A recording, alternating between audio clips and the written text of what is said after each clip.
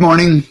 I am Steve Weber. Welcome to the American Gumption Morning Show on Tuesday, April 27th. I'm looking over there. I didn't print out a show note this morning. I realized I was hitting the go live button, and I realized that I didn't do my my normal routine in terms of printing out the little notes. So I'm going to just wing it today. I'm going to hopefully get this all correct. I'm sure it'll be fine. So what I'm going to do today is I'm going to do a monologue. It's going to be a shorter show. And let's see, I'm going to talk about Gumption Defined. I'm going to define Gumption.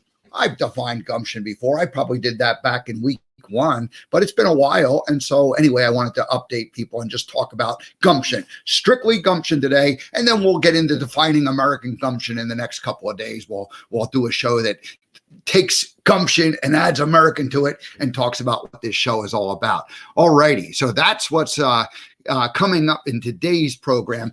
I also have Brandon Schaefer joining us. He's in the back room. He's getting warmed up, and he's going to join us just in about 2 minutes when after I finish just telling you what's happening in, the rest of this week and next week. So now today is Tuesday, and it's show 163, and we're broadcasting on American Gumption Facebook and YouTube channel, and we're also broadcasting on the Spirituality Gone Wild networks. So thanks for following and thanks for joining in with us. All righty. So today we're going to do, as I said, Gumption and Brandon Schaefer, and it'll be a short show. We'll get out of here probably about half past the hour, about 30 minutes or so, maybe a little bit less. And then tomorrow, Nikki Roscoe comes back and joins us. Nikki hasn't been here in a couple months. And so she was a regular almost once a month since the beginning of the show, but now it's been a few months. And so she's got a new course, a new book, and she's going to talk about what's been happening in her life. And she's going to tell us some stories about the early TV days that she did back in Great Britain in the 1990s. So we'll have a little flashback fun there. Planning to do a show on Thursday and Friday, still lining up guests.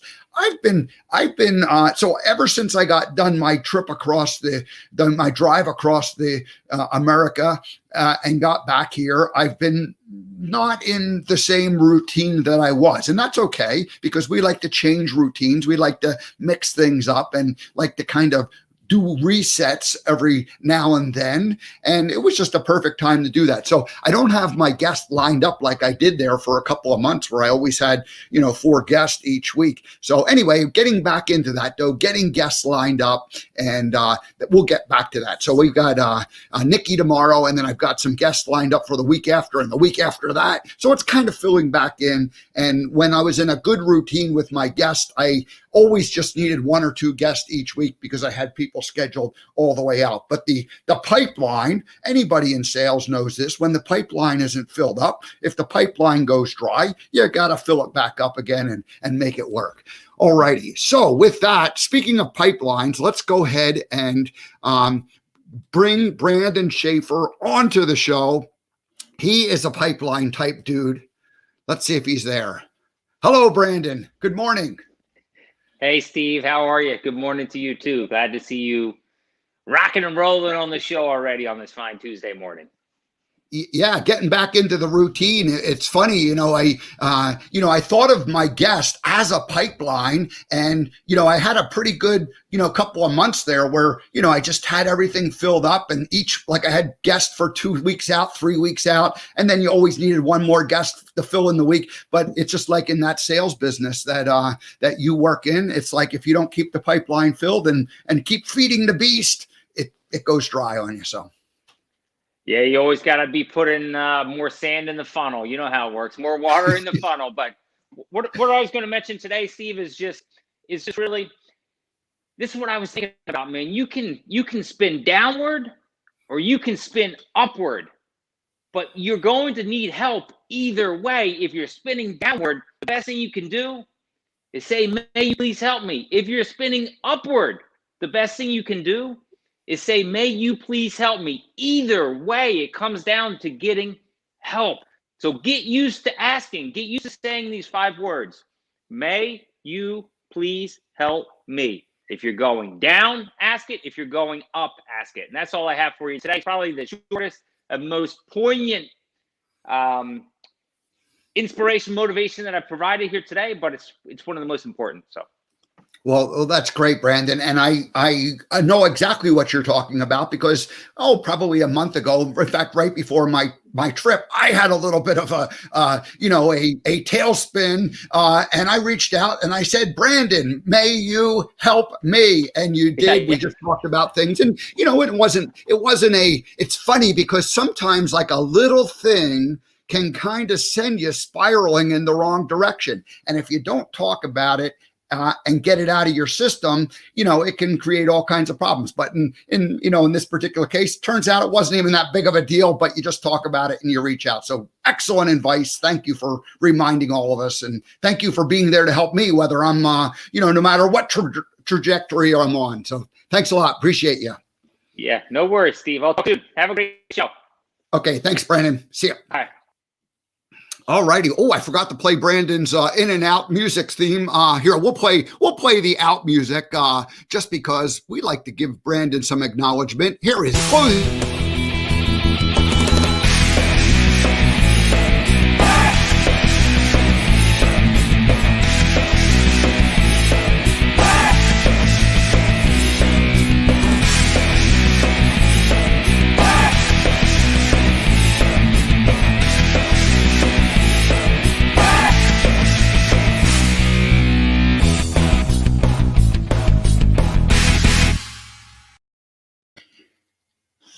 And if your business needs some help with your technology, reach out to Brandon Schaefer, simplebusinesshelp.com.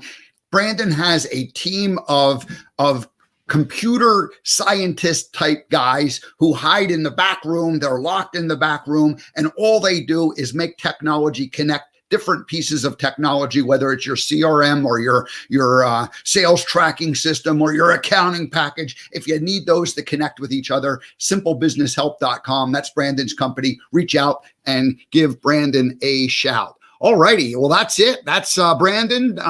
We appreciate him joining us today, and we appreciate that he joins us, each and every Tuesday morning. Or at least most Tuesday mornings. We'll leave it at that. All right. So my monologue today is Gumption Defined. Gumption Defined.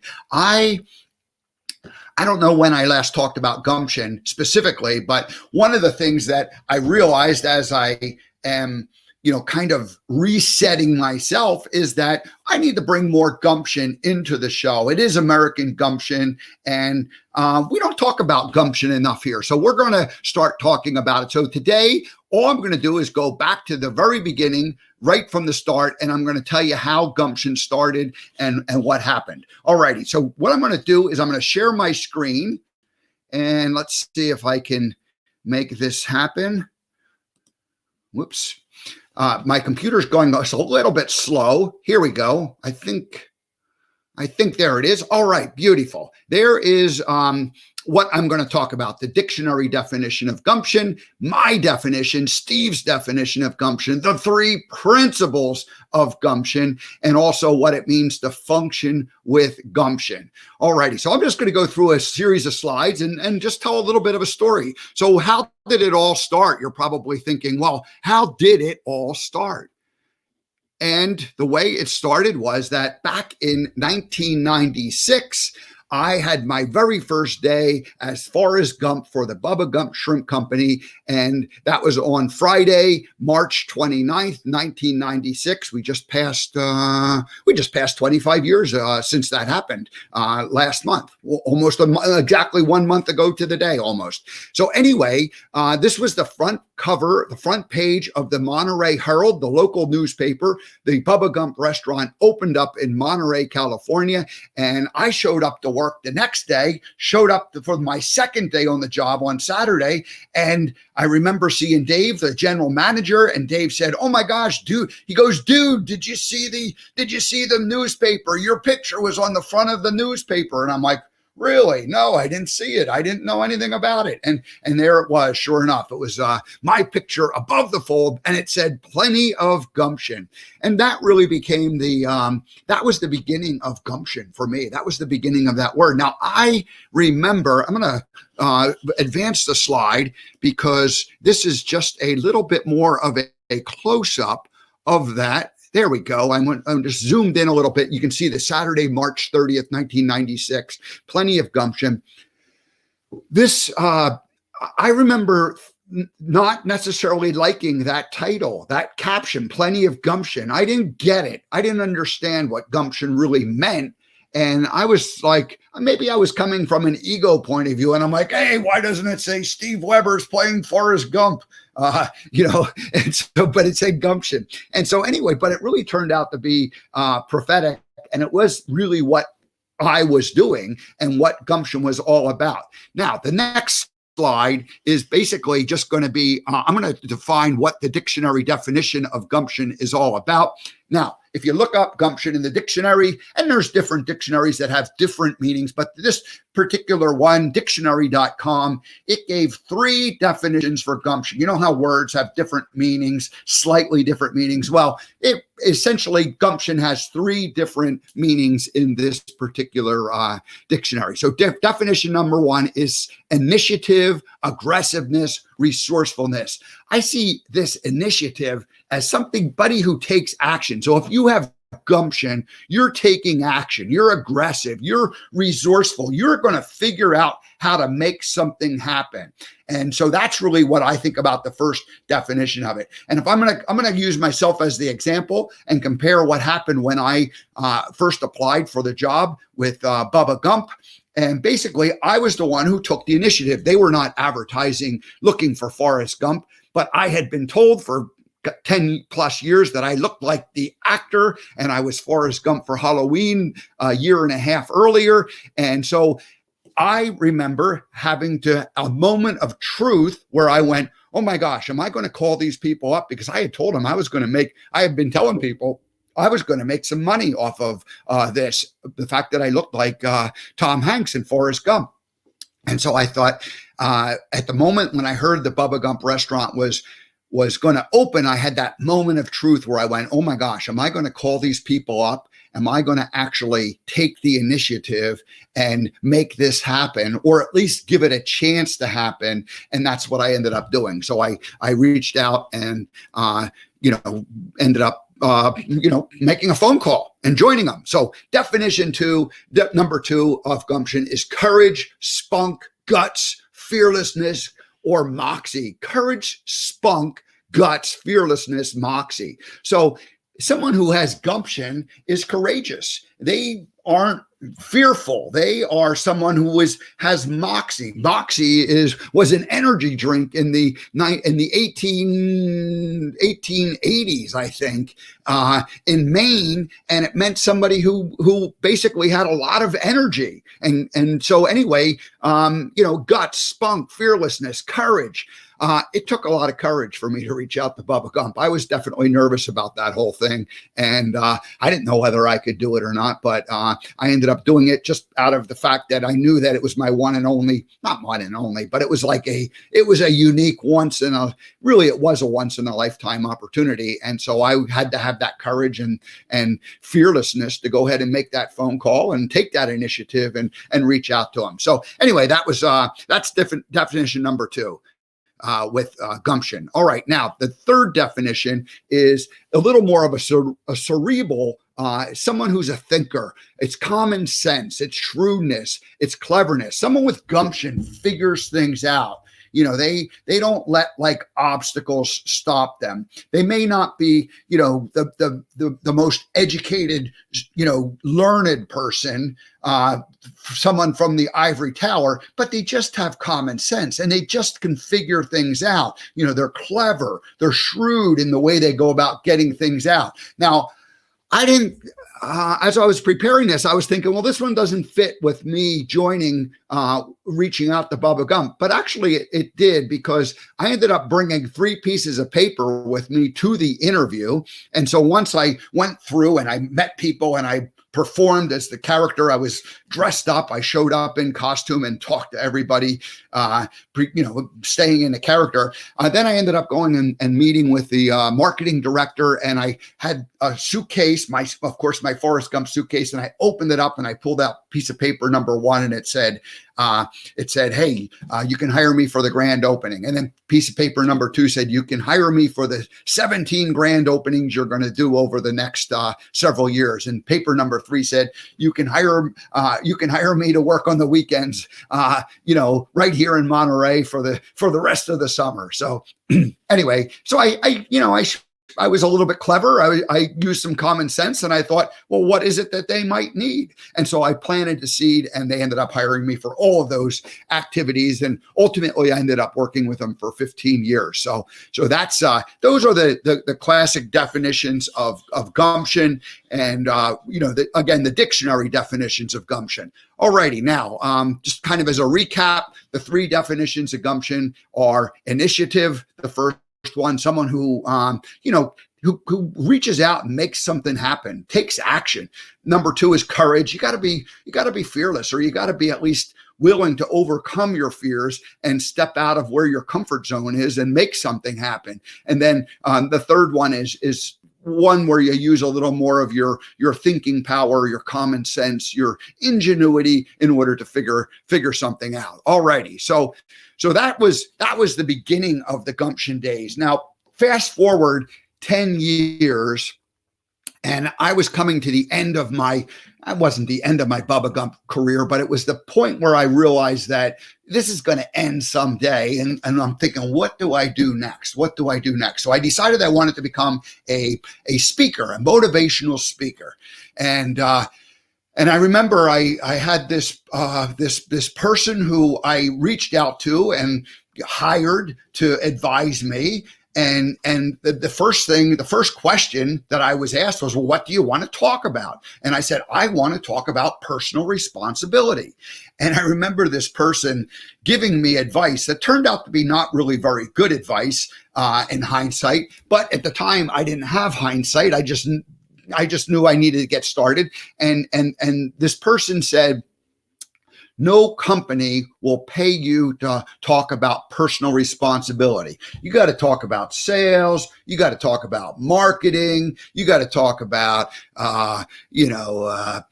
team building, and went down this list of things that were options that I could use to talk about. But personal responsibility, too much of a soft skill, not something that anybody was interested in paying somebody to talk to their employees about.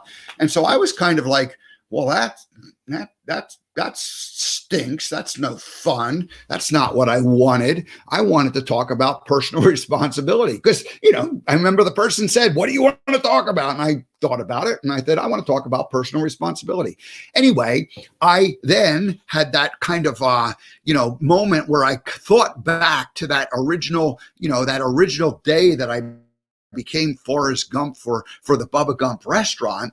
And I remembered that headline, plenty of gumption. And in the meantime, the word gumption had begun to grow on me a bit. And I was a little more warmed up to it and thinking, hey, you know what? Gumption's a pretty cool word. And so I essentially just thought, okay, I'm not allowed to talk about personal responsibility. All right, fine. I'll go ahead and talk about gumption. And so, that's what I ended up doing. And I remember I worked with another person who was who had knowledge of the speaking industry. This was another coach. And at this point, people were like, oh yeah, gumption's a great word. Oh yeah, you can make it mean whatever you want. You can make it mean whatever you want is what they told me. And I went, well, what do I want gumption to be? Well, I want it to be, personal responsibility. And so I decided that, or I was advised that you need 3 principles. And initially I had 7 principles of gumption. I remember that. And it was like, well, you need to have 3 principles. It's easy for people to remember 3 things. It's not so easy for them to remember 7 things. And so anyway, gumption basically became responsibility for the way you think, the way you act, and the way you interact with others, your thoughts, actions, and interactions with others. And I named your thinking, number 1, your mindset. Number 2 was moxie. And number 3 was graciousness. And moxie was that word that I mentioned earlier, the energy drink from the 1880s. And it meant someone who had a lot of energy. And so acting, how you act. If you act energetically, that all seemed to make sense. And mindset just was basically a nice word for how you think. And then graciousness was really kind of the most personal of those three words, because I realized earlier that if I was going to be Forrest Gump and interacting with people, I needed to be gracious at all times. And I decided that if you're gracious, it's not a 9 to 5 activity. Graciousness is either something, it's like a way of being. You're either 24/7 gracious or you're not, so you can't be like a nice person, like in the middle of the daytime when you're at work, or you can't be a nice person when you come home after work. You're either like a nice person, you're either gracious, all the time, or you're not. And of course, we all fall from grace. So it's not like any of us are perfect, but either you're more inclined towards, being gracious or you're not. So anyway, that was really the whole idea of thinking, acting, and interacting with others. All righty, let's see what the next slide is all about here. I think it's moving. Yeah. So then I'm going to go back one. So then I decided I needed to have a logo. And so I had a friend help me, a graphic designer, and she helped me come up with the Function with Gumption logo. And I wanted to represent those three different things: the way you think, the way you act, and the way you interact with others. And I had been doing a lot of blogging at that time. And so I was writing about it. And I knew I needed a catchphrase, something called a catchphrase, something people could remember: Function with Gumption. So, this is one of the phrases. Retrospectively, I look back on it and I approached my whole Gumption mindset, or my whole Gumption philosophy, like from the phrase gumption and what gumption meant, and from like phrases, function with gumption and I define things to fit into it, as opposed to like having really like a core value. Now, in the meantime, I had to figure out my own core values, and I had to, reinvent myself. And so it wasn't the most efficient or effective way to do it. I had to kind of figure all this stuff out. And it took several years of me, trying things and experimenting and writing and rewriting and that whole rigmarole. But anyway, here was the logo I came up with. And there was a couple of other logos. And I remember looking at the logos, and I showed people the logos, which one was the most attractive. And this was not the one that people liked, but it was the one that I liked. And so I'm glad that I went with it. And I'm going to explain why I decided to keep this particular logo. All righty, let's see if I can. My computer's going a little hesitant. I'm hoping it's all working pretty good for you guys. But anyway, so here is that personal responsibility idea and the Function with Gumption logo. And you can see the three gears, and the big gear right smack in the middle represents your thoughts, your thinking. That's your mindset, because the big gear drives all the other gears. And if you don't have a good mindset, if you don't have the right mindset, the correct mindset, then, your actions, which will directly follow, and your interactions, which will follow, won't be very sound, and you won't be functioning very well. So anyway, the big gear right smack in the middle is your mindset, and it's the largest because it represents the most important. It's the place you start. And then actions was the second gear over to the left side, I think, as you're looking at it. Yeah, the left side as you're looking at it. And that represents the actions. And that's directly connected to the big gear, because your thoughts and your actions, they can be connected directly. Now, the third gear, the one over to the right, is connected by a chain. And that represents the interactions with other people. And the reason why that's not directly connected is because everybody else is their own big gear, and you can't directly affect the way other people act. All you can do is influence them. And the way that I show the influencing is by the chain, by reaching out. And I remember I've told the story many times where, like you might be waiting for someone to, you might be waiting for someone to come back to you and say that they're sorry for some kind of an interaction that you had that didn't go. And the chain represents like you or me. I should say me, reaching out to the other person. And immediately what would happen is when I would reach out to somebody and I would take responsibility for the part that I played in some type of a communication or miscommunication, people would almost always respond directly back. So the chain loop would be continued and they would say, oh my gosh, here's what I did that could have been done better. And so I remember many, many times like waiting for someone else to reach out to me. And when I finally would reach out to them, they would always respond. And that lesson that I learned is that when you reach out to people, they respond positively. People are good people, and they want to respond well to you. So anyway, that's the whole Function with Gumption logo. There's the chain, reaching out, connecting others, the big gear, your mindset, and the smaller gear, the actions you take. And all together, when you function with Gumption, you take personal responsibility for your thoughts, actions, and interactions with others. And the first three letters of the word function are fun, because, hey, you want to have fun doing this. And then the feather, the Forrest Gump feather, is there to represent the opportunities that come into our lives. All righty. So that's the Function with Gumption logo. And so just to kind of summarize and wrap up, the dictionary, definition of Gumption was initiative, courage, and common sense. And, someone who takes initiative is someone with it's that moxie, or it's that, moxie. It's that initiative. It's the person who reached out. Courage is someone who's fearless, and common sense is someone who just can use, their own noggin to figure things out. All righty. And like I said, personal responsibility. I wanted to talk about personal responsibility. And so Gumption became kind of my word for taking responsibility, again, for your thoughts, for your actions, and for your interactions with others. And I called the mindset for your thinking, moxie, and then, graciousness is the way you interact with other people. And finally, just the whole Function with Gumption logo, and with the big gear in the middle, your mindset, the little gear directly connected is the actions, because your mindset and your actions can be directly connected. And then the third gear off to the side, connected by the chain, that represents other people. And the best you can do with others is reach out. You can't directly connect and control them. All you can do is reach out and stay connected with them, and make your life and your world better, and their world better. All righty. So that is that is it. Function with Gumption. Let me go ahead and stop the screen share. There we go. I think that did it. Yep. So that's really all I wanted to do, is just do a refresher course on the fact that gumption is an important word.